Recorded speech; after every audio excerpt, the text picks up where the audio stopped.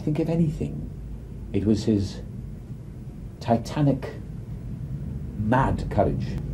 It was a madness of courage.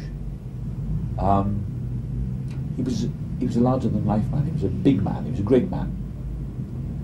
Don't think he was an easy man, although I didn't know him that well. I don't think he was an easy man. I'm sure he wasn't, because he was dedicated to acting. He couldn't. He said, for him, the one great virtue was courage.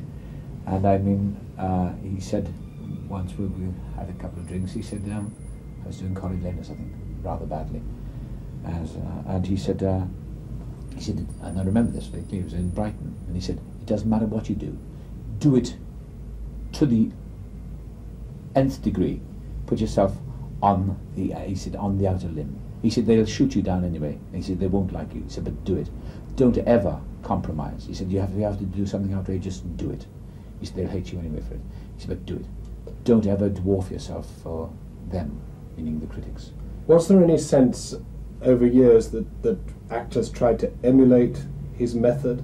I think everyone tried to, really, but it was pointless. Everyone tried to do that, but he was a supreme craftsman, and he had a kind of bronze-like diction. I mean, it was like a cymbal. It was very hard. He was a very tough actor. Do you think there'll ever be another of his kind? Don't think so. I don't think there'll ever be anyone to touch him. I don't think any of us will ever get near that. But is that because he had a special chance that perhaps has been denied to others with the advance of technology? No, I think he was just, well, maybe there was good fortune on his side that he was in the early film industry and the theatre climate of the post-war years. Maybe there was that element. But I mean, he had to have something else, which was an extraordinary genius, which made him different. I mean, millions of people have watched him over the years, and I sadly only saw a little of him in the theatre because I came to the theatre rather late myself. But whenever you saw him, it was an event. It was an event. You sat in the audience and you waited for him to come on. When he came on, everything else paled around him. And I remember his Love for Love. He played Tattle, and a small part, you know, in Love for Love.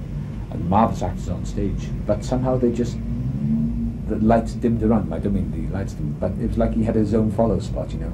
He had a magnetism. He had a tremendous charisma. I suppose the American counterpart would be Brando. You know, the two great actors in the world were Olivia and Brando. I know. So it's very difficult to say the world is great because there were other types of actors, you know, from other continents and other cultures. Like Brando was the American representative, I think. But I don't think there's anyone who will ever touch Olivia.